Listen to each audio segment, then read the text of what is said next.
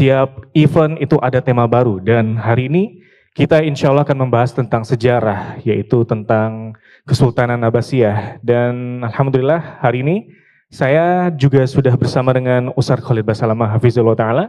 Hayakallah, bagaimana kabar antum Ustaz? Alhamdulillah, baik. Alhamdulillah. Masya Allah teman-teman, perlu diketahui Kesultanan Abbasiyah ini sendiri merupakan sebuah zaman zaman peradaban ilmu, dan tentunya kita akan mencoba untuk mengulik tentang Kesultanan Abbasiyah ini sendiri bersama dengan mungkin seorang tokoh yang teman-teman sendiri senang untuk mendengarkan cerita dari beliau. Seperti kita mungkin sudah sering mendengar kisah-kisah sirah nabawiyah yang mungkin sudah ada di playlist YouTube-nya Ustaz Khalid sendiri. Dan insya Allah hari ini kita akan belajar sejarah. Insya Allah teman-teman semua siap insya Allah ya? Masya Allah. Tapi mungkin untuk mengawali kegiatan kita kali ini, sebelum kita masuk ke tema kita Ustaz, mungkin nanti mungkin menyampaikan beberapa hal sendiri. Dan mungkin izinkan saya untuk membacakan sedikit amanah ya dari teman-teman dari Muslim Life Fair. Yang acara ini juga dipersembahkan oleh Yusbi Sodakoh tentunya, dan juga dari CMB Niaga Syariah, Jazakumullah Khair, yang telah memudahkan kita untuk mengadakan kegiatan seperti ini insya Allah. Dan kita akan lanjut ke kegiatan kita Ustaz, insya Allah. Jadi di sini kita memiliki judul Ustaz, yaitu yang lebih berharga dari emas dan juga perak. Dan sebelum kita membahas tentang Kesultanan Abbasiyah sendiri, mungkin antum ingin menyapa teman-teman kita di sini terlebih dahulu Ustaz, dan juga bisa menjelaskan langsung bagaimana sih pandangan Islam tentang pandangan Islam itu jauh lebih berharga daripada emas dan perak. Apakah hal seperti ini ada fondasi dalilnya sendiri mungkin? Tafadhol Ustaz, mungkin antum bisa pembukaan terlebih dahulu. Baik, Assalamualaikum warahmatullahi wabarakatuh. Alhamdulillah, wassalatu wassalamu ala rasulillah. Segala puji dan puja kehadirat Allah subhanahu wa ta'ala, juga salawat dan taslim kepada Nabi besar Muhammad sallallahu alaihi wa ala alihi wa sahbihi wasallam.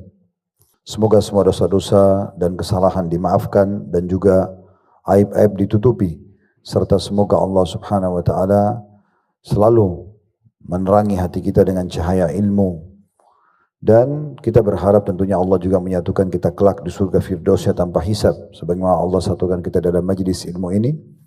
Dan tidak lupa kita doakan saudara-saudara kita yang sedang tertimpa bencana, terutama di daerah Sumatera dan beberapa wilayah yang lain. Semoga Allah subhanahu wa ta'ala memaafkan kalau memang ini disebabkan karena dosa-dosa kita semuanya. Kemudian Allah angkat dan selesaikan bencana ini.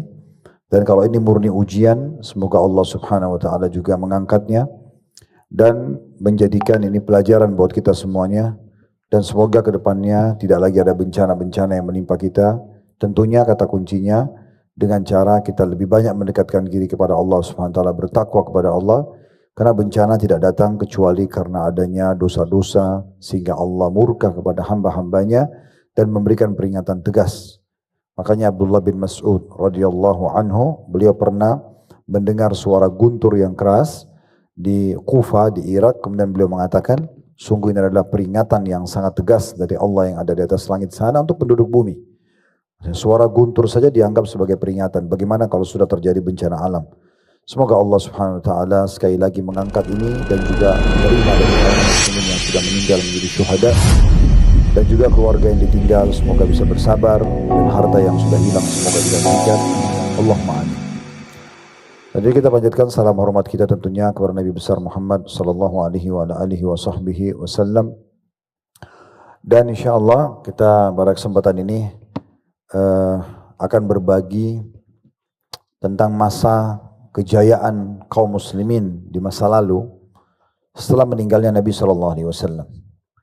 Kita sekarang berada di tahun 1447 Hijriah. Artinya sudah 1447 tahun lalu Nabi Muhammad SAW hijrah ke kota Madinah. Nabi SAW tinggal di Madinah kurang lebih 10 tahun lebih sedikit. Pasnya di tahun ke-11, di awal tahun ke-11 di bulan 3 Hijriah Rabiul Awal, wafatlah Nabi SAW, dan di saat itu Allah telah membukakan dan mendirikan negara Islam bagi kaum muslimin. Yang raja pertamanya adalah Nabi SAW sendiri. Peraturan diterapkan adalah peraturan Allah, syariat Allah subhanahu wa ta'ala berdasarkan Al-Quran dan Sunnah. Dan seluruh jazirah Arab sudah takluk di tangan kaum muslimin. Kemudian setelah Nabi SAW meninggal digantilah oleh Khulafaur Rasyidin. 4 pengganti Nabi yang mendapatkan petunjuk. Abu Bakar, Umar, Uthman dan Ali ridwanullahi alaihim. Abu Bakar memimpin dari tahun 11 sampai tahun 13, Umar dari tahun 13 sampai 23, kemudian Uthman dari 23 sampai 37 dan Ali 37 sampai 40. Ini dikenal dengan masa Khulafaur Rasyidin sampai tahun 40 Hijriah. Tentu ini banyak sekali kejadian pada masa itu, kita tidak bahas karena kita akan fokus ke Abbasiyahnya. Setelah itu berdiri dinasti pertama dalam Islam, dikenal dengan Umayyah. Berdiri di tangan Muawiyah bin Abi Sufyan radhiyallahu anhu, dan beliau setelah 20 tahun menjadi gubernur negeri Syam, lalu beliau menjadi khalifah muslimin selama 20 tahun. Ibu kotanya di Damaskus, berdiri dari tahun 40 sampai 132 Hijriah. Lalu setelahnya berdirilah kerajaan Abbasiyah yang sedang menjadi fokusan bahasan kita, dan ini cukup lama berdiri, dari tahun 132 sampai 656 Hijriah. Dan fase kerajaan Abbasiyah ini dibagi menjadi 4 oleh para ulama. Fase keemasan, kejayaan itu di awal-awalnya. Kemudian fase di mana stabilitas militer terjaga. Kemudian fase mulai menurun dan yang terakhir fase runtuhnya. Kita akan bahas di awal-awalnya, dikenal dengan fase emas di situ. Dari khalifah pertama sampai beberapa khalifah sesudahnya, tepatnya sampai di Al-Mutawakkil. Ya. Dan di kerajaan inilah keluar sangat masyhur karena dia mulai berdiri dari 132, berarti itu masa itu masih hidup. Ya. Imam Malik rahimahullah, salah satu imam madhab yang terkenal dengan ilmunya dan kitab Muwatta'nya, dan karena beliau wafat di tahun 179 Hijriah. Jadi beliau masih hidup di masa dua kerajaan Umayyah dengan Abbasiyah. Kemudian Imam Syafi'i juga ada di masa inilah, ya, masa keemasan ini, dan beliau wafat di atas tahun 200-an. Imam Ahmad juga di masa inilah keluar. Lalu banyak ulama-ulama yang sangat masyhur, Ali Al-Madini dan yang lainnya, ini semua ada di masa kejayaan ini. Dan kalau kita membahas tentang Bait Al-Hikmah, atau salah satu lembaga yang didirikan oleh dinasti Abbasiyah, karena tujuannya adalah untuk mengembangkan ilmu, dan ini mungkin yang menyebabkan teman-teman panitia mengatakan warisan Abbasiyah yang lebih berharga daripada emas dan perak, mungkin mengerucut ke bahasan tentang masalah Baitul Hikmah dan perkembangan ilmu pengetahuan di masa itu. Ini sebenarnya istilah lebih berharga dari emas dan perak yang dimasukkan adalah ilmu pengetahuan, terutama ilmu agama. Itu karena ada statement Ali radhiyallahu anhu yang mengatakan, al-ilmu khairum minal mal. Ilmu itu pastikan jauh lebih baik daripada harta. Apa alasannya? Beliau mengatakan, al-ilmu yahrusuka wa anta tahrusul mal. Karena ilmu itu akan selalu menjagamu, sementara harta itu kamu yang menjaganya. Wal malu tungkisuhun nafaqah. Sementara juga dari sisi lain harta itu berkurang dengan dikeluarkan. Wal ilmu yazku bil infaq. Kalau ilmu justru bertambah dengan dibagi. Statement ini keluar karena memang dinyatakan bahwasanya ilmu itu landasan atau pondasi dasar agama kita. Sampai Nabi SAW memastikan dalam sebuah hadis yang sahih, talabul ilmi faridatun ala kulli muslim. Menuntut ilmu itu adalah faridah, kewajiban individual. Biasa istilah fikihnya fardu ain. Laki-laki dan perempuan. Dan ini jatuh hukum fardu ain kepada ilmu agama. Tapi kalau pengetahuan umum, dia menjadi sunnah muakkadah, tergantung kebutuhan kaum muslimin. Jadi Anda tidak wajib jadi dokter, Anda tidak wajib jadi semua jurusan yang lain, yang umum ya. Tapi Anda wajib menjadi orang yang faham agama Anda. Jadi belajar agama itu wajib, sementara yang lainnya adalah hukumnya sunnah. Nah, kewajiban mempelajari ilmu agama ini memang ditekuni sekali oleh kaum muslimin generasi-generasi awal. Para sahabat, para tabi'in, tabi'in, termasuk sampai kepada pemerintahannya. Jadi kalau kita lihat Khulafaur Rasyidin itu, empat-empatnya adalah ulamanya sahabat. Dan mereka dirobatkan jadi raja. Kita tahu juga pendiri Umayyah, tadi saya sebutkan Muawiyah bin Abi Sufyan. Dia juga terkenal sebagai ulamanya sahabat, ya, sekaligus tokoh politik yang sangat masyhur.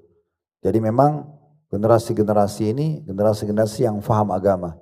Kalaupun datang raja-raja penerus yang belum terlalu faham agama, maka mereka berusaha mendukung ilmu-ilmu agama itu dengan mensupport para ulama. Di antaranya mereka, ya, mengizinkan mereka untuk menyusun buku tulisan, disebarluaskan, dan puncaknya kalau di Abbasiyah itu dibentuknya Baitul Hikmah yang nanti akan kita bercerita sedikit tentang kisahnya. Muadz bin Jabal berkata tentang masalah ilmu itu memang lebih mahal daripada emas dan perak. Karena beliau mengatakan, ta'allamul ilma fa inna ta'allamahu laka hasana. Selalu tekuni ilmu itu. Baik ilmu agama atau ilmu umum, tapi ilmu agama wajib tadi kita bilang. Karena menuntutnya adalah pahala. Wa talabahu ibadah. Sementara mencarinya adalah ibadah. Tadi belajar ilmu itu adalah pahala. Mencarinya, berusaha membaca buku, mencari referensi, mencari guru, itu adalah ibadah. Wa mudzakaratahu tasbih. Mengingatnya dan mengulang-ulanginya adalah seperti orang berzikir atau bertasbih. Wal bahth anhu jihad.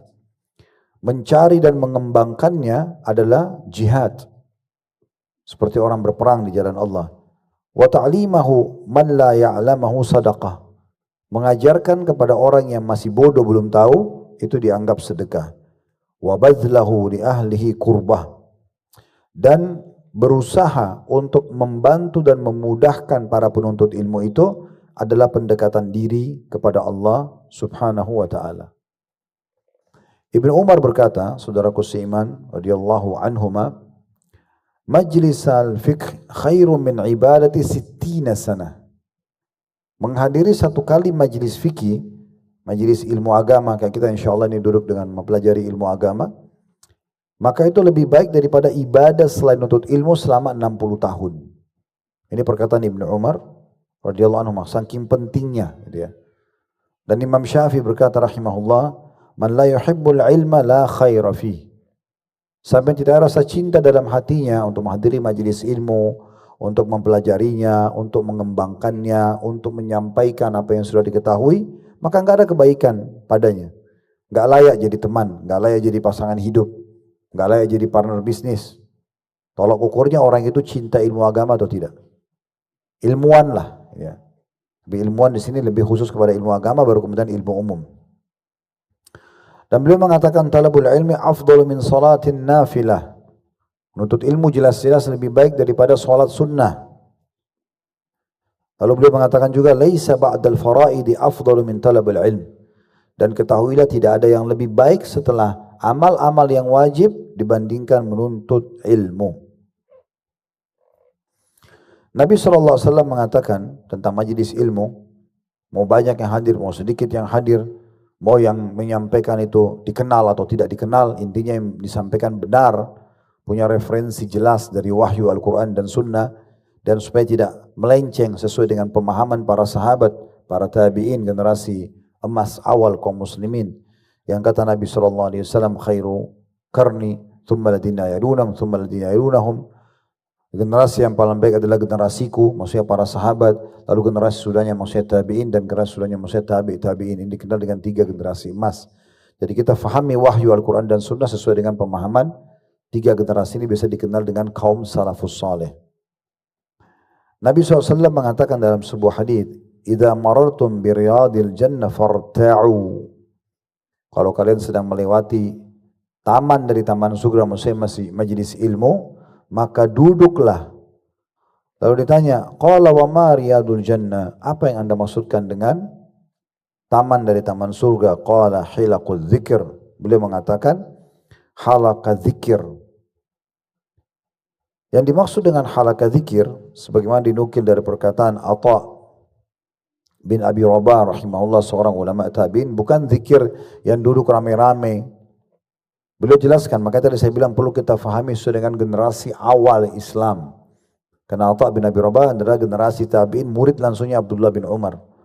Beliau mengatakan dimaksud dengan halaqah zikir di sini adalah majalisul zikr hiya majalisul halali wal haram. Yang dimaksud dengan hadits ini majlis zikir adalah mempelajari halal dan haram. Kaifa tashtari wa tabi', bagaimana kau transaksi membeli dan menjual. Wa tusalli wa tasum, bagaimana engkau salat dan engkau puasa. Wa tankihu wa tutallaq, ya, dan engkau juga menikah, wa tutalliq, dan engkau juga menceraikan. Wa tahujju wa ashbaha dzalik, dan bagaimana engkau haji dan yang menyerupai itu. Itu yang dimaksud dengan halaka zikir. Imam Syafi'i menitik beratkan juga, kalau kita mau meraih kebahagiaan dunia, dimuliakan di sisi Allah Subhanahu wa taala, dimuliakan juga di depan manusia, di depan makhluk, maka kita harus berilmu. Orang itu kalau punya ilmu, teman-teman, walaupun paras wajahnya kurang, fisiknya kurang, tapi karena dia punya ilmu pasti mulia. Orang mau setampan apapun, sekaya apapun, tapi kalau bodoh, tetap aja jatuh di mata manusia. Bukan cuma dunia, akhirat juga bisa diraih, maka akan diraih, hanya bisa diraih dengan ilmu. Maka Imam Syafi'i mengatakan, man arada dunya fa'alihi bil ilm. Siapa yang mau dapat prestasi dunia, dia harus berilmu. Wa man arada al-akhirah fa'alihi bil ilm. Dan siapa yang mau akhirat, dia juga harus memiliki ilmu. Tidak bisa sama sekali tanpa ilmu. Dan tidak ada batas dalam mempelajari ilmu. Tidak ada batas, tidak ada waktunya. Dipelajari sampai kita meninggal dunia. Tidak ada rasa puas di dalam ibadah kepada Allah Subhanahu wa taala. Tidak ada rasa puas dalam menuntut ilmu. Sebagian ulama bahkan mengatakan penahnya para ulama lebih afdal daripada pedangnya para mujahidin. Karena satu alim bisa membuat 1000 mujahidin berperang. Bisa 1000 orang mati syahid. Dan satu alim dengan penahnya atau petuahnya bisa menyabarkan 1000 orang yang miskin. Bisa membuat 1000 orang bersabar dalam musibah yang mereka hadapi. Bisa menyadarkan 1000 orang untuk bersyukur. Dan seterusnya. Itu karena kedudukannya mereka sangat tinggi. Makanya wajar sekali kalau Nabi SAW mengatakan, perumpamaan orang yang alim di antara kalian dengan orang yang jahil adalah perumpamaan seperti perbedaan antara aku dengan orang yang paling bodoh di antara kalian. Dan Nabi SAW juga mengatakan, sesungguhnya orang-orang yang mengajarkan kebaikan pada orang, maka diistighfar untuknya oleh semua yang di langit, malaikat, bintang-bintang dan seterusnya, semua yang di bumi, bahkan sampai semut di lubangnya dan ikan-ikan paus atau ikan di lautan. Semua memohon ampun bagi orang yang mengajarkan kebaikan. Itu tidak mungkin kalau kita tidak punya ilmu. Tingkat tertinggi mengajarkan agama Islam, lalu kemudian pindah kepada ilmu-ilmu yang secara umum. Mungkin terakhir dalam pembukaan adalah hadis Nabi SAW, man ta'allama ilman mimma yubtaga bihi wajhullah azza wa jal. Barang siapa yang menuntut ilmu karena dia ingin mencari wajahnya Allah, la yata'allamu illa liyusibu bihi arada minad dunya. Dia tidak pelajari kecuali, lalu kemudian dia berubah niatnya, dia pelajari hanya untuk mengejar dunia, lam yajid arafal jannah yawmal qiyamah. Dia tidak akan mendapatkan bau wanginya surga. Artinya, kita harus menuntut ilmu itu karena memang diperintahkan oleh agama. Diperintahkan oleh Allah Subhanahu wa taala, bukan karena hal yang lain. Maka kalau kita kerucutkan nanti ke Baitul Hikmah yang dibentuk oleh Harun al-Rashid, salah satu khalifah yang sangat masyhur dengan kesolehannya sebenarnya dia. Di masanya ini memang ilmu itu luar biasa. Karena pemerintah, selaku pemerintah, khalifah waktu itu dia turun tangan sendiri. Dia pun banyak belajar ilmu, dia pun banyak memuliakan para ulama, puncaknya dia membuat sebuah tempat yang berfungsi sebagai tempat penterjemah, kemudian sekaligus perpustakaan, sekaligus di situ tempat untuk belajar dan tempat untuk penelitian. Itu yang dikenal dengan Baitul Hikmah. Nah, alasan dasarnya kenapa mereka lakukan ini dan kenapa dianggap ilmu itu lebih berharga daripada emas dan perak sudah kita paparkan tadi. Itu sebagian kecil dari statement dari hadis Nabi SAW dan juga dari statement para ulama-ulama salaf kita. Betul. Baik, Masya Allah. Insyaallah. Jazakallahu khairan Ustaz. Barakallahu fiik. Dan sekarang kita bercerita kembali tentang Kesultanan Abbasiyah ini sendiri. Tadi antum sudah menjabarkan bahwa ini zaman yang penuh dengan ilmu, peradaban ilmu yang sangat maju. Jika kita merujuk kepada catatan sejarah sendiri Ustaz, kira-kira apa sih hal utama yang menjadi kunci keberhasilan dari zaman ini sendiri sehingga mereka itu disebut dengan zaman peradaban yang sangat maju dalam hal ilmu Ustaz? Yaitu karena memang mereka memahami sebagai kaum muslimin menuntut ilmu itu bukan pilihan tapi kewajiban. Mulai dari ilmu agama, kemudian setelah ilmu agama sudah menjadi pola dalam hidup ya, bukan lagi pilihan, sudah selalu dijadikan sebagai bahasan, maka mereka pindah mengembangkan yang hukumnya sunnah, yaitu ilmu-ilmu umum. Nah seperti itu. Kemudian yang kedua, karena adanya kesadaran dari pemerintah sendiri. Kalau satu negara itu pemerintahnya menyadari kedudukan ilmu, baik ilmu agama atau ilmu umum, dan dia kembangkan, dia berikan fasilitasnya, perpustakaan kah, atau beasiswa kah, atau apa saja. Ya banyaknya sekolah atau lembaga atau instansi yang dibuat sehingga memudahkan masyarakat belajar, pastikan negara itu akan berkembang dengan pesat. Nah, itu kita lihat sekarang negara-negara adikuasa, itu karena mereka betul-betul peduli dengan masalah ilmu. Kampus-kampus disupport, ya dosen-dosen disupport, semuanya seperti itu. Ya. Oke, syukran Ustaz, barakallahu fiik. Lalu selanjutnya apakah di Kesultanan Abbasiyah ini sendiri ilmu yang mereka canangkan itu dalam berupa ilmu umum saja atau agama saja atau perpaduan dari keduanya sendiri Ustaz? Dan mungkin apakah ada kira-kira Ustaz tokoh yang bisa mungkin kita jadikan tauladan, tokoh dari masa Kesultanan Abbasiyah sendiri yang bisa kita jadikan tauladan, mungkin untuk kita jadikan contoh untuk kita terapkan di zaman kita juga Ustaz? Ya tadi sudah kita singgung tentang masalah tokoh-tokoh agama ya. Adanya Imam Malik, di masa itu ada Imam Syafi'i, ada Imam Ahmad, dan rata-rata ulama-ulama hadis ya.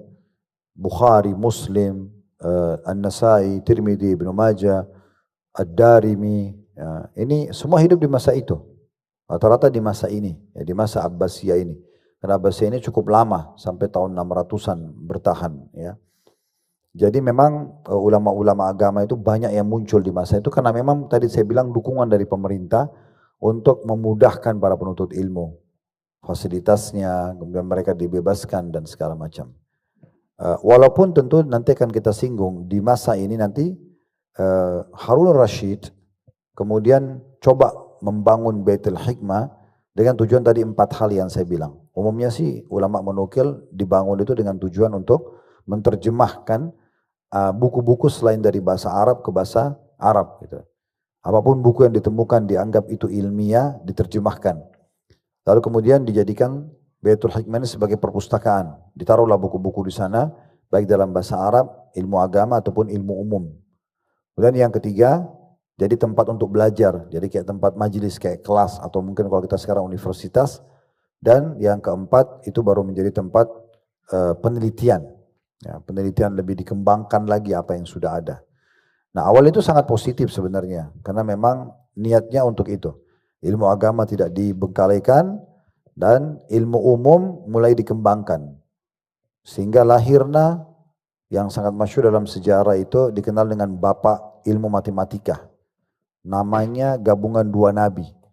Nabi Musa dan Nabi Muhammad. Muhammad bin Musa Al-Khawarizm. Kemudian Al-Burjuni. Ya. Dan ada beberapa yang lain yang memang muncul di masa itu. Ya. Dan akhirnya berkembanglah terus dari masa Abbasiyah ini ke masa-masa yang lain. Karena di masa Abbasiyah ini juga berdiri kembali dinasti Umayyah di Spanyol. Dikenal dengan dinasti Umayyah yang kedua. Gitu. Nah di Spanyol ini masa keemasan luar biasa gitu. Banyaknya lahir para ilmuwan. Dan sampai hari ini rata-rata semua ilmu pengetahuan dan teknologi yang maju ini itu berasal dari umat Islam. Dan sampai sekarang kita masih punya manuskrip yang sangat banyak tulisan mereka, dan masih banyak juga buku-buku yang sudah jadikan referensi dalam ilmu kedokteran, dalam ilmu-ilmu yang lainnya. Ya, banyak seperti munculnya Al-Jaziri dalam beberapa bidang yang lain, dan cukup banyak nama-nama orang kaum muslimin yang berkembang dalam ilmu umum. Ya, tapi itu bermula dari Baitul Hikmah ini. Bermula dari situ, kemudian baru berkembanglah terus ilmu pengetahuan.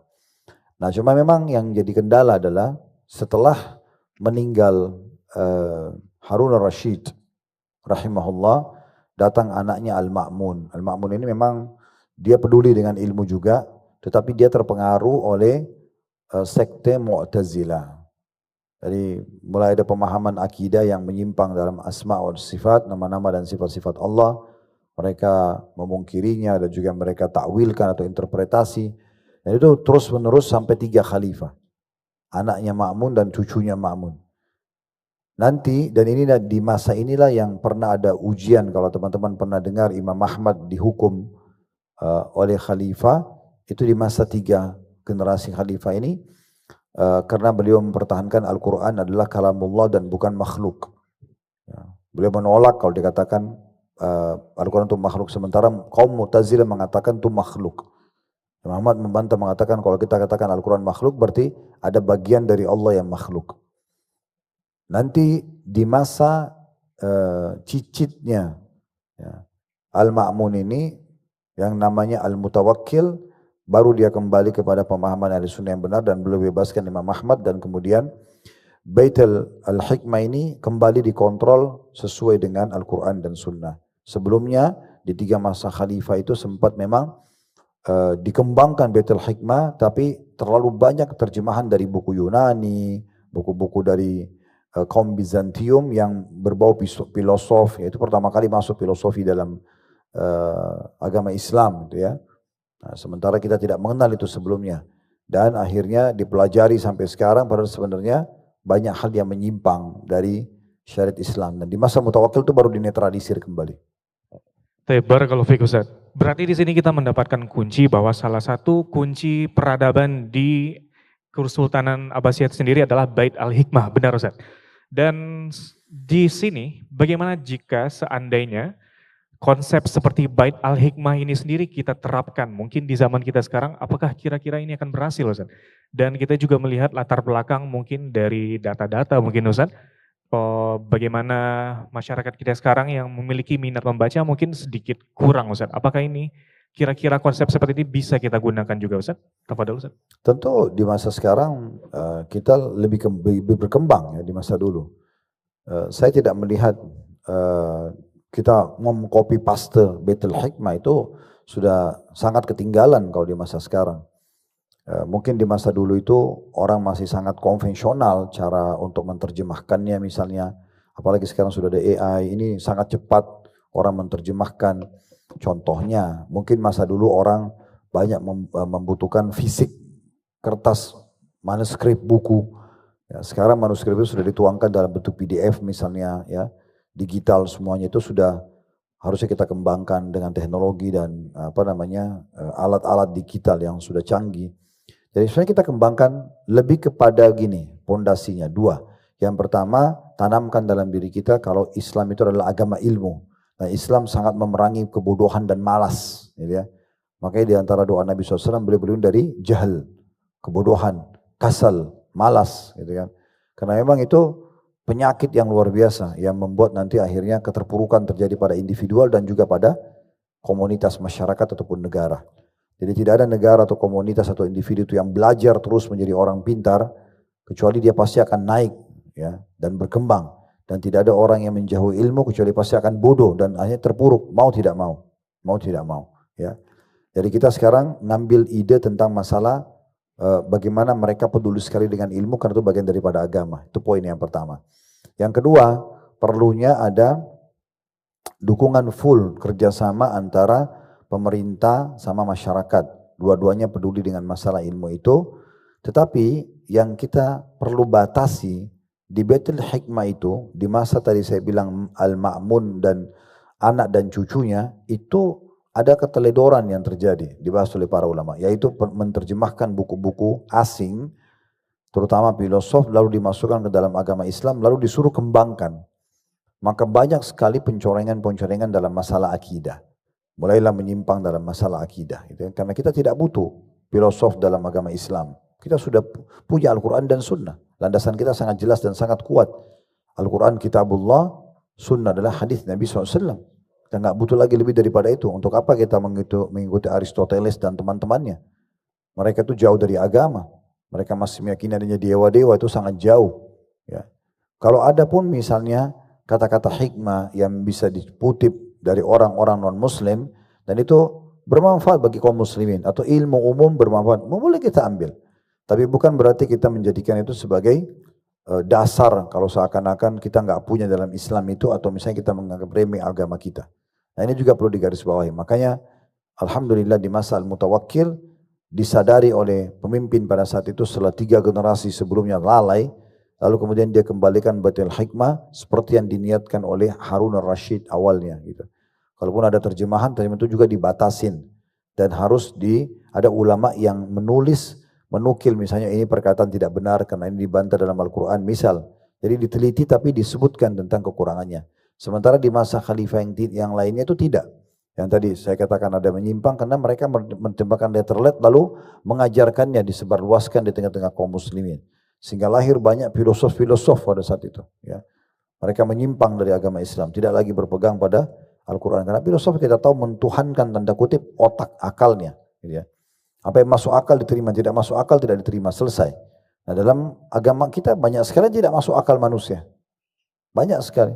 Beriman kepada Allah, kalau orang mau pakai akalnya susah. Tanpa digunakan keimanan. Kalau disalahgunakan, karena akal akan mengatakan tidak nampak. Bagaimana kita iman yang tidak nampak? Muncullah pemikiran-pemikiran ateis dari situ.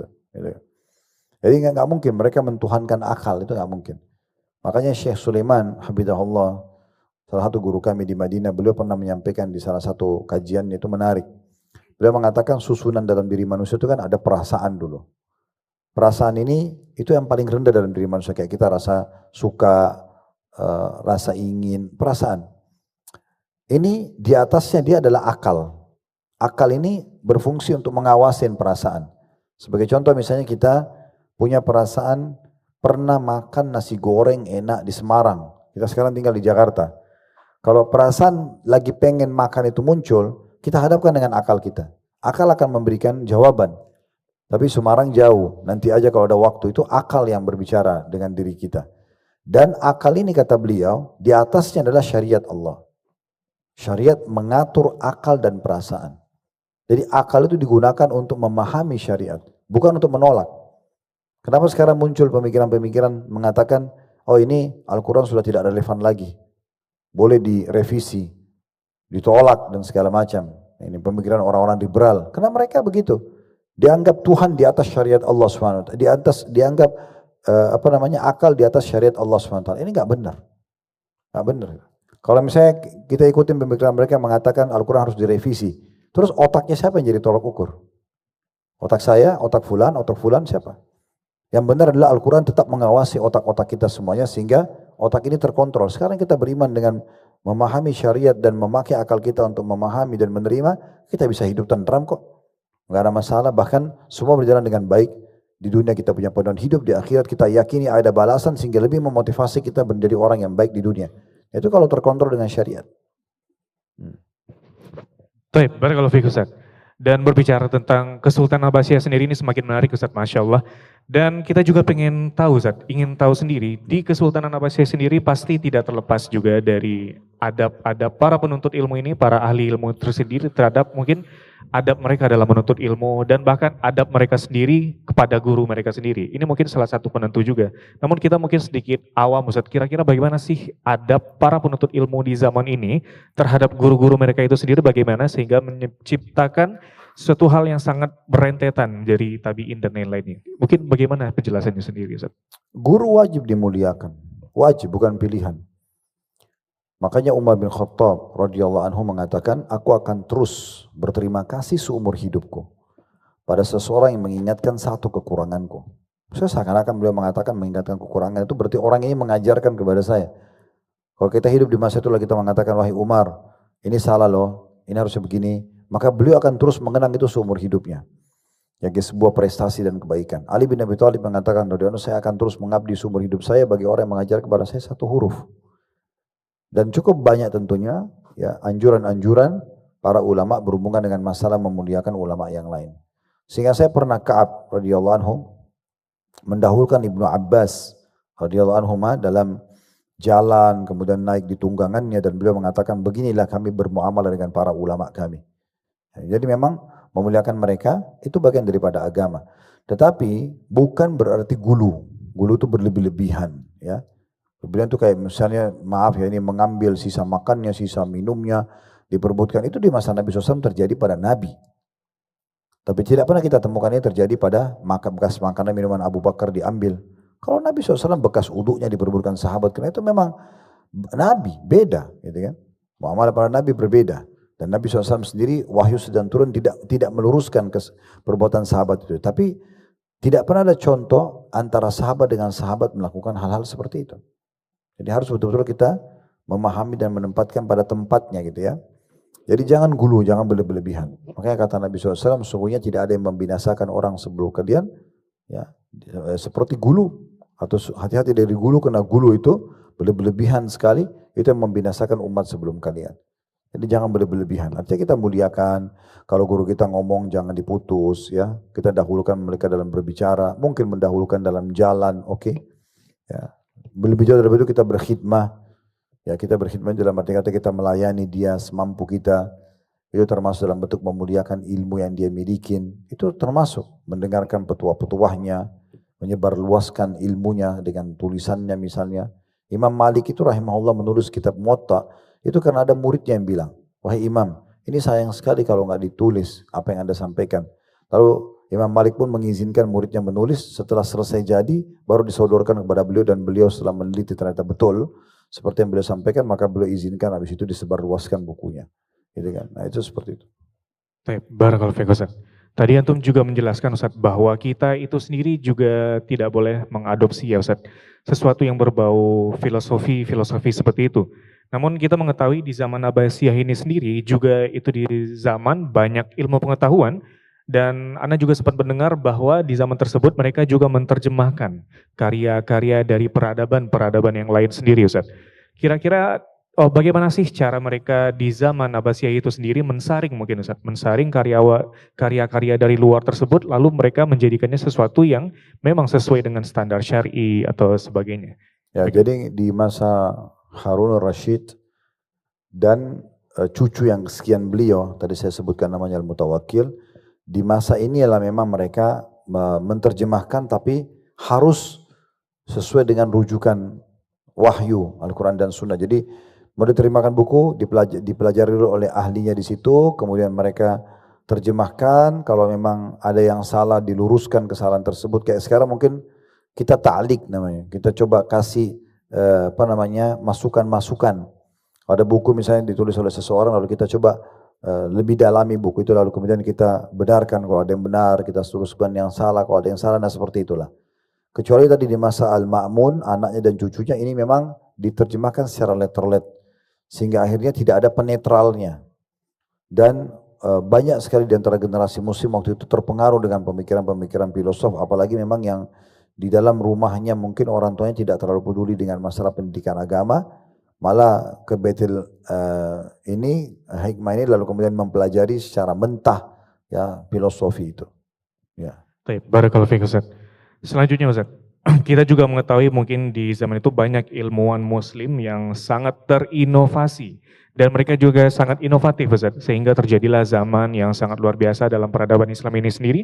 Dan kira-kira apa sih Ustaz motivasi mereka sendiri sehingga bisa mencapai peradaban seperti ini Ustaz? Apakah motivasi mereka itu hanya sekilas tentang dunia atau juga gabungan antara dunia dan juga ukhrawi, akhirat dan sebagainya macamnya Ustaz? Kalau masalah niat kita tidak tahu ya dalam hati setiap orang ya.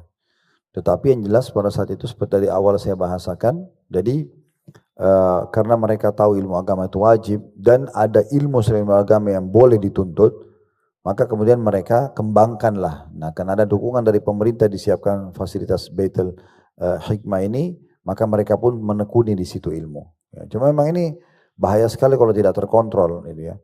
Sehingga loss saja terjemahan sebagaimana tadi kami sebutkan di masa Ma'mun anak dan cucunya itu tuh loss control betul.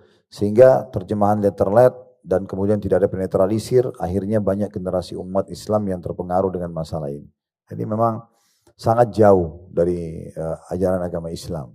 Ya. Baik, mungkin ada beberapa sekitar 4 pertanyaan lagi Ustaz. Selanjutnya Ustadz, bagaimana sih umat Islam zaman dahulu itu bisa seimbang antara ilmu agama dan ilmu sains? Jadi kan memang ada ilmu-ilmu umum, ilmu sains, dan itu juga merupakan salah satu peradaban yang sangat maju tentang sains. Bagaimana sih mereka menyeimbangkan antara ilmu agama sendiri dengan ilmu sains? Dan apakah keseimbangan dari gabungan ilmu tersebut masih bisa kita terapkan di zaman sekarang, Ustadz? Ya mungkin itu ijtihad pribadi ya. Saya secara individu mereka yang berusaha. Contoh misalnya dia belajar agama, dia juga belajar ilmu pengetahuan umum. Jadi manusia itu banyak tingkat-tingkat. Mungkin dari dulu zaman sekarang sama. Ada orang yang memang menekuni ilmu agama aja, dia nggak tekunin yang lainnya. Maka dia cuma fokus ngajar itu. Ada orang yang menekuni ilmu agama dengan ilmu umum misalnya. Sehingga dia bisa mengimbangi keduanya. Ada juga orang yang menekuni ilmu umum tapi tidak ada agama sama sekali. Nah itu mungkin keadaannya. Kalau yang pertama sama yang kedua itu masih masuk akal. Kalau yang ketiga ini tentu kami tidak sarankan ya. Maksudnya belajar ilmu umum tapi tidak tahu ilmu agama sama sekali. Sehingga dia tidak tahu sholatnya benar atau tidak. Tidak tahulah syariat Allah SWT. Ini tidak boleh. Ya. Kenapa sih dia akan ditanya oleh Allah nanti bagaimana sholatnya. Seperti di Atha bin Abi Rabah mengatakan. Majlis zikir itu adalah majlis ilmu yang mempelajari halal haramnya Allah Subhanahu Wa Taala. Jadi memang harus seperti itu pemahamannya. Supaya tidak kemana-mana gitu ya. Itu tadi yang ditanya ya.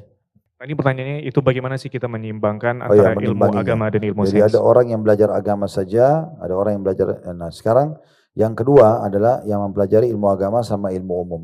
Ini boleh nggak teman-teman misalnya tamatan pesantren atau S1 jurusan agama lalu nanti masuk S2-nya jurusan umum misalnya, S3-nya jurusan umum, boleh saja. Nggak ada masalah. Malah bagus dia punya pondasi agama dan kemudian dia ya juga mempelajari ilmu umum. Disebutkan tentang Imam Syafi'i rahimahullah oleh murid-muridnya dinukil dikatakan beliau betul-betul menguasai hampir semua bidang ilmu. Kalau kita duduk bersama beliau mendengarkan tentang penjelasan fikih, kita akan temukan beliau adalah ahli yang sangat luar biasa tidak terkalahkan dalam masalah fikih. Kalau kita mendengarkan beliau bicara tentang ilmu kedokteran, maka kita akan temukan beliau seperti seorang dokter yang mahir. Kalau kita bicara dengan Imam Syafi'i tentang masalah bangunan, kalau kita sekarang arsitektur, maka kita temukan beliau adalah seorang pakar dalam bidang itu. Jadi memang Imam Syafi'i itu menganggap ini bagian daripada sumber pahala yang bisa didapatkan sehingga beliau mengimbangi dengan terus mempelajari, tidak membatasi diri. Nah ini mungkin poin yang positif, gitu ya, poin yang positif. Jadi tidak ada halangan seorang dokter untuk tetap belajar agama atau menjadi hafidh Quran. Saya dapat berita dari teman-teman kita dari Mauritania. Dan itu waktu kami masih di kampus di Madinah dulu, teman-teman Mauritania itu Masya Allah kalau mereka masuk ke kampus dulu kuliah itu pada juara ya, cum laude itu. Dan mereka itu bercerita tentang masalah kondisi negaranya. Jadi memang yang selalu dibanggakan atau ditanyakan pada saat seseorang berpapasan dengan orang lain, kalau ditanya anaknya selalu bahasanya tentang masalah, ya anak ini sudah hafal berapa juz. Ya. Dan kalau mereka duduk misalnya, ada undangan makan malam, ada dokter, ada insinyur, ada ahli IT dan segala macam ini berkumpul, tetap yang dibicarakan sebab turunnya surah An-Nisa ini, sebab turunnya surah Al-Imran yang ini. Jadi mereka belajar agama. Bahkan mereka banyak dokter-dokter dan bidang-bidang umum ini menghafal syair-syair dalam bahasa Arab ya, yang luar biasa, ilmunya luas. Mereka mengetahui ilmu grammar bahasa Arab, nahwu, sharaf, ya. Semua itu dikuasai. Jadi walaupun mereka itu umum.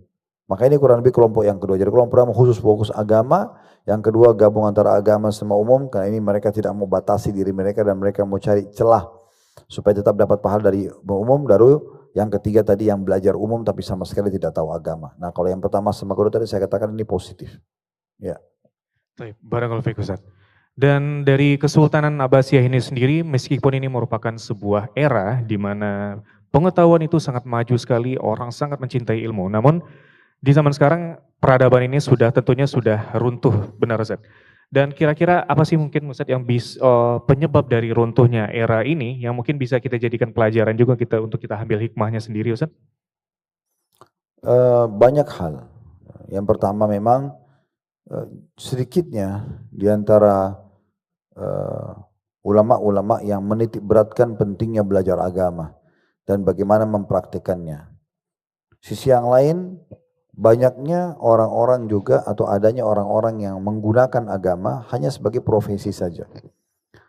Jadi mereka misalnya kuliah jurusan satu agama tapi mungkin tidak peduli dengan masalah keikhlasan dalam menuntut ilmu, mereka tidak pelajari tentang masalah bagaimana mengembangkan ilmu agama itu. Jadi betul-betul cuma profesi. Dan bagaimana saya jadi dosen, saya bisa dapat gaji, saya hidup. Dan mereka sama sekali tidak tidak mempraktekkan dalam hidupnya. Saya pernah satu waktu S2 di Makassar, jurusan manajemen pendidikan waktu itu. Karena saya pikir S1 saya sudah jurusan dakwah dan usuluddin di Madinah. Saya coba masuk jurusan manajemen pendidikan. Waktu itu karena ayah saya punya pesantren di Makassar, butuh manajemen. Nah kemudian ada satu teman, waktu itu kita diwajibkan tulis makalah. Ada kebetulan makalah yang kami butuh referensinya. Maka teman saya ini, dia dosen di salah satu kampus pemerintah, kita nggak usah sebutin ya. Kemudian dia bilang, Ustadz, dia tahu saya, karena waktu itu saya dipanggil Ustadz karena saya biasa berbagi dengan mereka di kelas sama teman-teman sekelas ini. Dan juga mereka tahu saya ada khutbah Jumat, ngajar di luar, di masjid-masjid di Makassar waktu itu. Dan mereka bilang, Ustadz ada teman saya, dosen di kampus saya. Itu sepertinya punya referensi itu. Baik, dia cuma bilang dosen, dia nggak sebutkan ini laki-laki atau perempuan gitu. Maka saya bilang baik, bisa nggak pamit kita ke rumah beliau karena waktu sudah mepet, saya butuh referensi itu. Waktu itu belum secanggih sekarang gitu kan, ada Google segala macam yang sangat mudah orang untuk mendapatkan referensi. Akhirnya saya datang ke komplek kampus itu, ada rumah dosen gitu. Saya ke sana lah. Subhanallah saya kaget itu, saya duduk di ruang tamu, dipersilakan masuk. Kemudian teman saya ini bilang sebentar lagi akan keluar. Keluarlah satu bapak berwibawa gitu, pakai kopiah hitam, pakai baju batik waktu itu keluar, nemuin kami. Oh saya pikir mungkin ini, yang doktornya ini gitu ya. Ternyata bukan. Duduk ngobrol sama kami, kok dari tadi orang ini nggak bicara masalah referensi buku gitu ya. Tidak lama kemudian keluar satu ibu dari dalam rumah itu tidak berhijab. Saya ingat betul itu tidak berhijab. Terus kemudian keluar lalu membawa beberapa buku referensi diberikan kepada teman saya. Waktu itu diberikan kepada teman saya, lalu dia bilang ini referensinya. Ngobrol lah dia sama teman ini. Saya waktu itu sudah tidak ikut ngobrol apa-apa gitu. Karena saya baru ngeh ternyata yang dimaksud dengan orang yang sudah doktor di bidang agama itu, yang bisa punya referensi adalah ibu yang tidak berhijab tadi menemui kami. Sederhana sekali sebenarnya tentang masalah hijab aja, dia berpikir mungkin wajibnya adalah hanya kalau ngajar atau keluar rumah. Jadi seakan-akan itu agama itu cuma profesi, bukan satu hal yang harus dipraktikin. Padahal kan ketemu dengan yang bukan mahram itu tetap harus tutup aurat. Apalagi ini doktor di bidang agama gitu ya. Qadarullah, ini contohnya dan terlalu banyak yang kami temukan seperti itu di lapangan tanpa menyudutkan, tanpa menyalahkan siapapun. Jadi memang ada orang yang cuma menjadikan agama itu sebagai profesi saja. Saya pernah masuk ke satu lembaga keagamaan resmi juga punya pemerintah. Begitu mampir waktu itu saya kalau tidak salah waktu itu menemani salah satu kerabat ya di pengadilan agama di salah satu kota lah, saya nggak usah sebutin. Kemudian saya masuk, itu tuh semua pegawainya pakai jilbab, karena pengadilan agama Islam, laki-lakinya juga berpakaian seragam. Begitu waktu sholat masuk duhur saya ke masjid. Saya waktu masuk di masjid saya lihat mereka tuh kayak kehidupan kayak bukan orang yang mempraktekkan agama Islam gitu. Jadi kayak bebas sekali laki-laki sama perempuan, tepak-tepuk sana sini. Terus perempuannya sambil di masjid itu masuk langsung tengkurap di lantai masjid. Dan itu sangat terbuka, bukan di tempat akhwatnya gitu. Dan banyak pemandangan yang membuat saya kaget waktu itu. Maka saya pun langsung pergi ke saf pertama laki-laki, lalu sholat, lalu saya keluar gitu. Tapi ini sebagai contoh gitu ya, sebagai contoh. Jadi memang ada juga orang yang menjadikan itu hanya sebagai profesi, itu sayang sekali. Andai saja mereka praktekin ini luar biasa. Hal yang ketiga, kecilnya kepedulian secara khusus tanda kutip sini, ini bukan menyalahkan, tapi pihak pemerintah dalam menanamkan bibit-bibit agama. Sebagai contoh, coba kita lihat, kurikulum agama Islam di sekolah pemerintah berapa? Berapa jam dalam sepekan? Dan berapa kali pertemuan, berapa kali pertemuan, kadang-kadang cuma sepekan, sejam misalnya. Padahal saya pernah lihat ya, buku pendidikan agama Islam ponakan saya di SMA, di situ ditulis tentang keterangan rukun iman kepada Allah dan para malaikat. Saya coba lihat referensinya sudah cukup bagus. Ini kalau pengajarnya tulus mengajarkan, tertanamlah masalah keimanan kepada mahasiswa, pada siswa dan siswi itu. Tapi subhanallah, permasalahannya adalah karena waktunya sedikit, yang mengajar murni pengajar bukan pendidik, beda ya, pendidik sama pengajar. Saya selalu coba berusaha masuk ke ranah pendidik. Pendidik itu pasti pengajar, tidak semua pengajar pendidik. Kalau pendidik itu dia mau orang yang belajar dengan dia terdidik, terbentuk menjadi orang seperti itu lebih baik. Kalau pengajar cuma datang mengajar, orang ngerti nggak ngerti terserah. Seperti itulah ya. Jadi di poin ini kadang-kadang orang luput ya. Dia tidak fokus dalam masalah bagaimana mentransfer informasi kepada orang gitu ya. Di poin yang ketiga tadi ya. Poin ketiga tentang masalah kalau tadi ada orang yang menjadikan profesi, ada juga orang yang dia hanya sekedar apa tadi ya, menjadikan agama itu bukan profesi lagi, tapi dia seperti orang yang berlalu begitu saja, ya masalah agama itu, seperti cuma berlalu begitu saja, tidak penting ya. Ya seperti contoh tadi kurikulum, nah, pemerintah, dukungan pemerintah tadi ya. Jadi saya lihat dulu buku ponakan saya itu sangat bagus sekali, rukun imannya dan segala macam bahasannya. Saya pikir kalau pendidiknya bagus dan murid-muridnya juga pihak pemerintah juga menekan lebih banyak jamnya misalnya dan segala macam, dan ditekankan kalau tidak lulus misalnya tidak dibantu. Nah, biasa kan yang kita dengar itu kalau tidak lulus harus ngulang, biasanya kalau fisika, kalau matematika. Nah kalau ilmu agama ini di beberapa, saya tidak katakan semua, tapi di beberapa lembaga saya dengar sendiri beberapa guru yang mengatakan itu memang dibantu. Akhirnya muncul dalam dirinya siswa-siswa ini tidak penting untuk agama itu karena dia nggak lulus pun akan dibantu diluluskan. Nah, jadi kecil sekali kepedulian tentang masalah agama ini harus ditekankan. Jadi belum ada mungkin wawasan yang menganggap oh kalau orang faham agama itu nanti akan banyak membantu yang lainnya. Seakan-akan kalau belajar agama itu tidak penting. Ya. Padahal sebenarnya memang harusnya belajar agama dulu, baru kemudian yang lainnya bisa terbantukan dengan agama. Nah begitu. Ya. Berarti kita harus belajar agama terlebih dahulu, baru nanti selanjutnya terbantukan oleh ilmu-ilmu sains dan umum yang lainnya, benar Ustaz? Ya maksudnya ilmu agama ini harus didahulukan. Lebih awal. Ya itu yang membuat dulu generasi awal Islam akhirnya setelah mereka faham ilmu agama, mereka kembangkan ke ilmu sainsnya, gitu. Ya. Dan tidak ada bentrok antara sains sebenarnya dengan ilmu agama.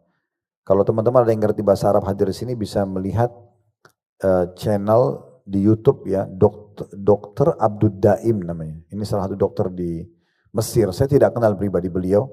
Saya cuma pernah buka di YouTube dan saya temukan bagus sekali beliau mempertemukan antara sains sekarang, penemuan sains dengan wahyu Allah.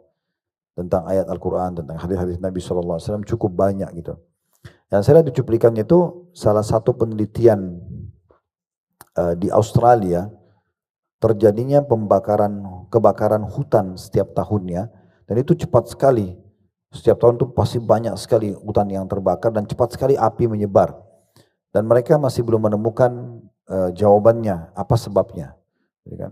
Karena mereka tidak tahu siapa pelakunya ini siapa. Lalu beliau mendatangkan satu cuplikan, ternyata ada kamera canggih dipersiapkan karena setahun ini tiap tahun biasanya sering terjadi kebakaran, ditaruhlah di beberapa titik yang agak jauh dari hutan itu untuk melihat. Termasuk juga menggunakan, seingat saya itu di cuplikan videonya itu ada dari helikopter. Dan mereka kaget menemukan ternyata salah satu penyebab hutan itu terbakar dan sangat cepat menyebar api itu adalah burung Raja Wali. Burung Raja Wali. Nah burung Raja Wali ini rupanya ditelitilah kenapa burung Raja Wali. Jadi burung Raja Wali itu punya satu cara untuk, misalnya kalau dia lihat mangsanya di satu tempat, dan dia lihat ada api di satu tempat, misalnya ada orang buat api kecil, diambil api itu lalu dilempar ke tempat yang mangsanya itu. Nah biasa begitu. Lalu beliau mengatakan, mungkin ini salah satu hikmah, kenapa Nabi SAW mengatakan ada 5 hewan harus dibunuh di wilayah haram, di Mekah, Madinah, ataupun di wilayah halal. Salah satunya setelah menyebutkan tikus, ular, beliau mengatakan, Nabi SAW mengatakan Raja Wali. Gitu kan. Kemudian yang keempat burung gagak yang dadanya ada bulu putih, baru kemudian anjing buas. Itu di antara salah satu contoh. Dan cukup banyak sekali, cuplikan beliau sudah sangat banyak sekali saya lihat dan relevan sekali dengan penelitian ilmiah dan beliau mengatakan subhanallah ini ayat Al-Qur'annya Allah sudah sebutkan, subhanallah ini Nabi sudah sebutkan, nah seperti itu. Masya Allah. Insya Allah. Barakallahu fiik Ustaz. Dan selanjutnya Ustaz, kita ingin, jika seandainya kita Ustaz ingin menjadikan zaman kita sekarang ini mungkin the new Abbasiyah mungkin untuk anak-anak di generasi kita sekarang. Sementara di zaman sekarang ini, di zaman yang sangat canggih, orang menjadi lebih lalai tentang ilmu sendiri. Kira-kira bagaimana Ustaz untuk memunculkan kembali motivasi anak-anak muda untuk bisa menjadi new generation of Abbasiyah ini sendiri Ustaz? Harus peduli dulu dengan ilmu agama, gitu kan? Kemudian setelah mempelajari ilmu agama, tidak menutup diri, tidak mengatakan cukuplah sampai sini, tapi kembangkan, pelajari semuanya, apa yang kita mampu. Kita mempelajari sastra dalam bahasa yang dibutuhkan di dunia ini mungkin dipakai. Kemudian kita mempelajari juga IT, kita mempelajari banyak hal yang memungkinkan kita untuk belajar. Dan itu semuanya sebenarnya bisa melalui kursus-kursus gitu ya. Saya pernah masuk kursus akuntansi waktu itu selama 3 atau 4 bulan. Dan alhamdulillah setelah itu bisa saya terapkan. Hanya mempelajari masalah neraca, laba rugi dan yang sejenisnya gitu ya. Kemudian juga pernah masuk di kelas untuk mempelajari masalah supervisi, manajemen di perusahaan, bahkan sampai pada tingkat mempelajari tentang masalah manajemen konflik dan bagaimana bantahan para ilmuwan tentang itu. Sebagai contoh-contoh saja. Nah, jadi kita memang jangan menutup diri. Saya juga pernah ikut kursus bahasa Inggris dalam 6 bulan, intens setiap hari. Contohnya, kita bisa kursus, tapi ilmu agama ini nggak bisa kursus. Karena ilmu agama itu juga butuh keikhlasan lebih kuat daripada yang lainnya, kemudian butuh juga dipraktekin sehingga dapat keberkahan. Nah seperti itulah. Jadi kalau saran saya generasi muda muslim sekarang, silakan Anda kalau mau mengambil jurusan umum, mau jadi dokter, mau jadi arsitek dan segala macam, tapi jangan lupa untuk belajar agama. Hadiri majelis-majelis ilmu, sehingga memang kita ini selalu terkontrol dengan masalah keimanan. Gitu ya. Dan ada salahnya seorang dokter, kalau dia sudah jadi dokter spesialis misalnya, dan dia ikut di pengajian, dia bisa bukan cuma sekedar memberikan resep obat fisik ya, kepada pasien, tapi dia juga memberikan petuah-petuah yang baik gitu ya. Sebagian ikhwah kita dokter yang sudah ikut taklim, mereka tuh bahkan menyiapkan buku-buku zikir pagi petang atau tentang tata cara sholat orang sakit di tempat prakteknya, sehingga mereka bisa sambil menasehatin ya. Atau mungkin dia juga berbicara tentang masalah bahayanya syirik, mungkin Bapak selain penyakit ini mungkin apakah Bapak pernah buat ini dan itu, jadi sambil memberikan masukan-masukan agama, dan ini menarik sebenarnya. Ya, jadi kita boleh menekuni pengetahuan umum dan tapi dahulukan dengan perawatan agama, dan juga kalau kita sudah belajar agama saja tetap jangan tutup diri dalam pengetahuan umum, kita terus begitu ya. Dan kita berharap ke depannya semua pemerintah muslim mendukung ya, perkembangan daripada ilmu pengetahuan itu dengan cara misalnya diberikan reward lebih banyak lagi kepada orang-orang yang berprestasi, kemudian diperketat ya kualitas pendidikannya gitu kan. Supaya betul-betul tidak ada namanya orang dibantu untuk lulus atau yang sejenisnya, tapi memang betul-betul harus yang berkualitas baru bisa lulus. Kalau tidak memang nggak diberikan, bahkan ijazahnya nggak usah diberikan misalnya, maka itu insya Allah akan jauh lebih ketat, itu lebih bagus gitu ya. Jadi kita berharap mudah-mudahan teman-teman bisa menangkap poin ini sehingga jangan lagi menganggap kalau saya mau nanya agama ke ustadz sana aja, bukan tidak boleh, tapi bagaimana diri Anda bisa menjadi ustadz, Anda belajar. Baca, di masa sekarang HP kita sudah menjadi perpustakaan berjalan. Kita bisa belajar apa saja yang kita inginkan. Ya. Oke, baik. Syukran Ustaz. Mungkin sedikit pertanyaan terakhir Ustaz. Kira-kira menurut Antum sendiri, apakah ada sedikit nasihat untuk semua generasi muda muslim? Karena tadi kita berbicara tentang efek negatif dari zaman, dari globalisasi, dari era sekarang ini sangat luar biasa besar. Apakah ada motivasi dari Antum ataupun nasihat bagaimana caranya agar kita memberi tameng terhadap diri kita sendiri agar benar-benar bisa menjadi generasi yang sangat mencintai dengan ilmu sendiri Ustaz? Hampir mirip dengan tadi sebenarnya kalau ini ya. Jadi semua generasi muslim itu harus menyadari pertama ilmu adalah pondasi agama kita. Ilmu agama wajib, ilmu umum adalah sunnah. Jadi kita tahu agama ini kita adalah agama ilmu. Nah gitu. Islam memerangi kebodohan, malas, semua itu harus kita tepis. Jadi nggak ada istilah kita membiarkan diri kita bodoh atau kita membiarkan keturunan kita bodoh atau lingkungan kita bahkan. Jadi bagaimana kita bisa menanamkan dalam diri kita itu sehingga kita selalu belajar dan bagaimana kita membantu lingkungan kita. Bagi orang yang punya kelebihan materi, dia bisa memberikan beasiswa. Saya pernah membuatkan program contoh teman-teman di yayasan yang Allah manakan di budak kami, Yayasan Sedekah Kreatif. Saya bilang coba antum bergerak jalan ke lampu-lampu merah, lihat anak-anak kecil yang biasa mengemis itu. Lingkup yang kita bisa jangkau aja, mungkin kalau Jakarta terlalu luas semuanya, lingkup yang bisa kita jangkau saja. Kami di Jakarta Timur aja. Lalu kemudian panggil anak-anak kecil itu, berikan dia hadiah, kemudian tanya di mana orang tuanya. Lalu temuin orang tuanya, lihat ada kendala apa, kenapa anaknya dibiarkan mengemis di jalan misalnya. Nah nanti dari situ kita bisa kembangkan dengan cara misalnya, alhamdulillah di yayasan kami sekarang sudah ada bantuan gratis, pendidikan gratis, keterampilan, ya, peningkatan skill gitu ya, untuk bapak-bapaknya itu cukur dan untuk ibu-ibu menjahit. Anak-anaknya kita masukkan ke pesantren-pesantren dengan beasiswa. Itu salah satu misalnya upaya contoh saja. Sehingga akhirnya kalau setiap individu peduli seperti ini, minimal di lingkup yang dia mampu, insya Allah akan sangat membantu. Jangan kita membiarkan gitu. Karena hanya memberikan uang Rp1.000, Rp2.000 itu tidak menyelesaikan masalah.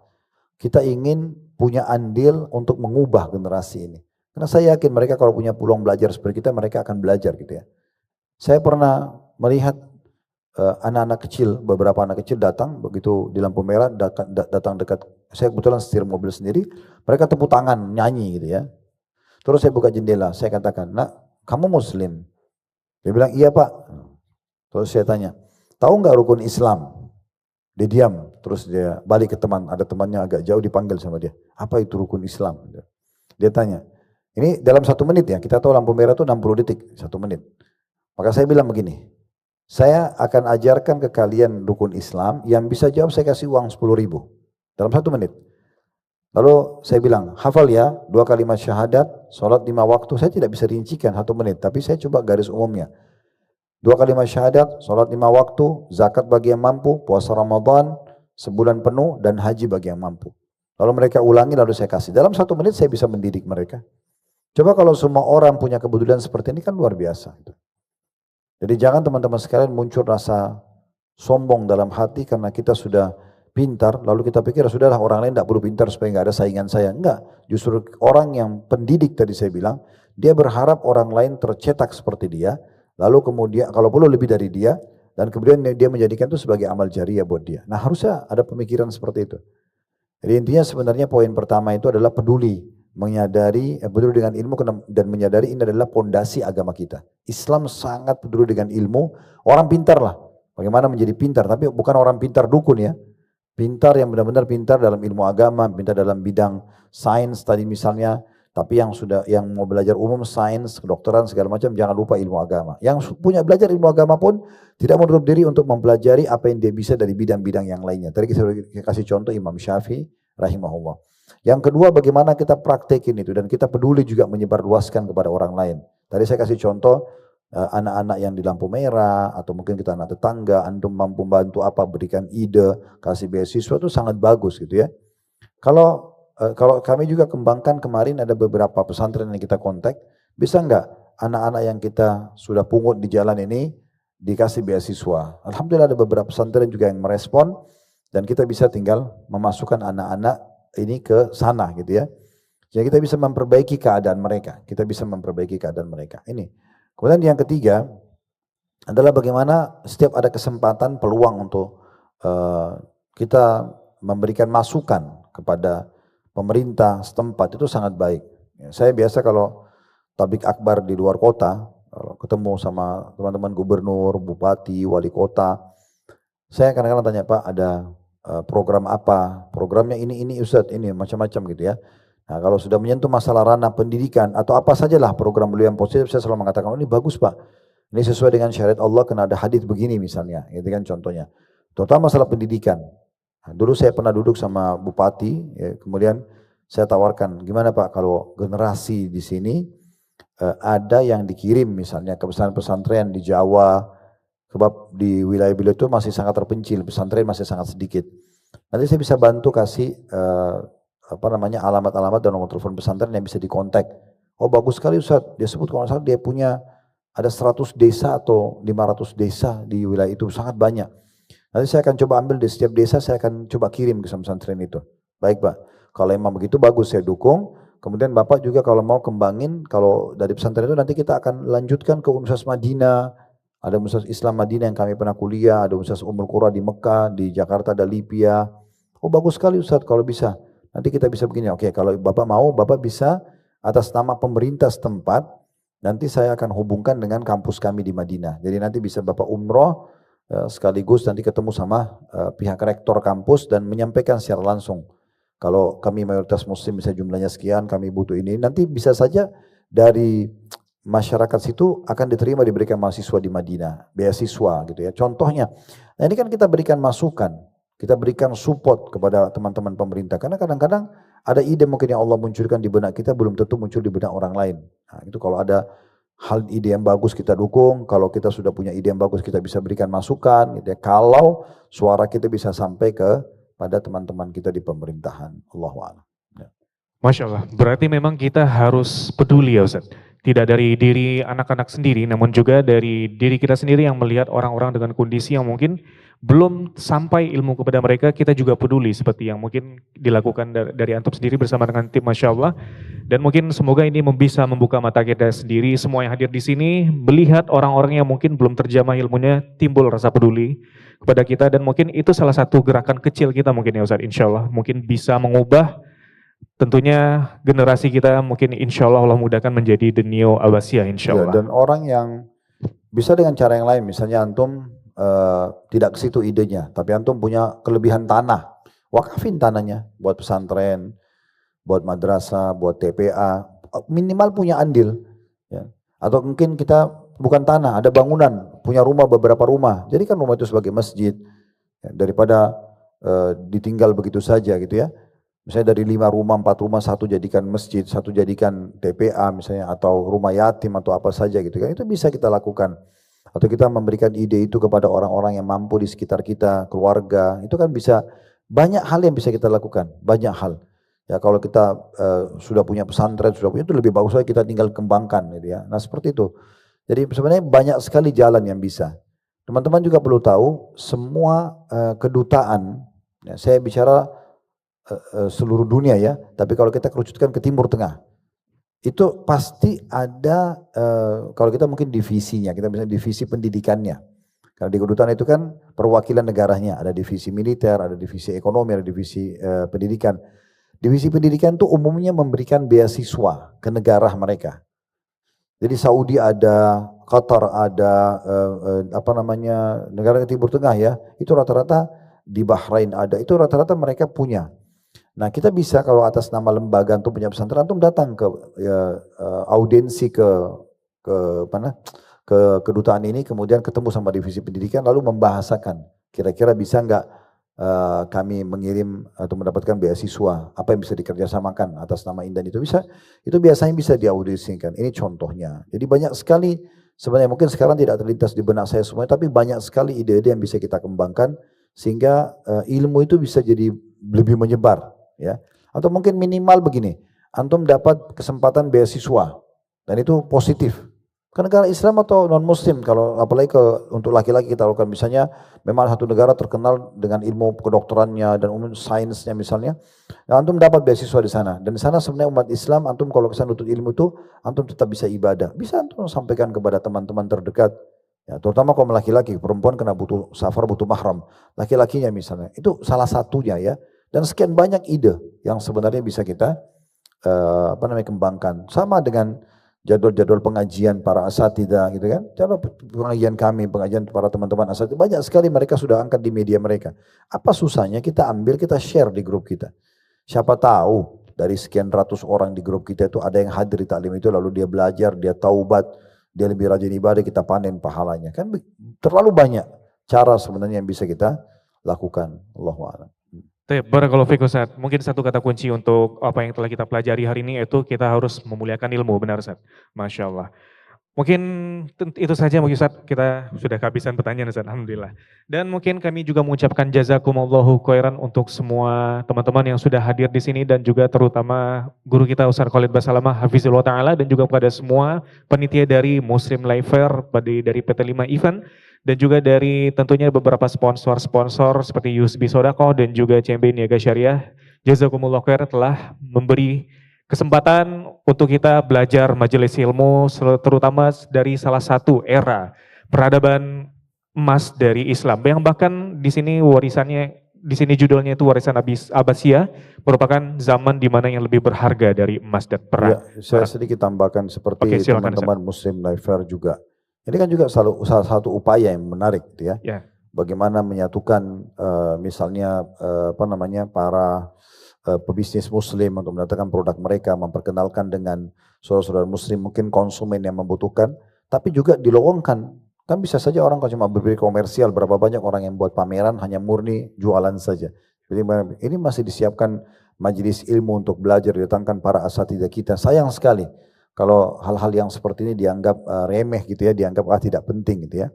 Dan ingat teman-teman sekalian, ilmu itu didatangi dan ilmu tidak datang.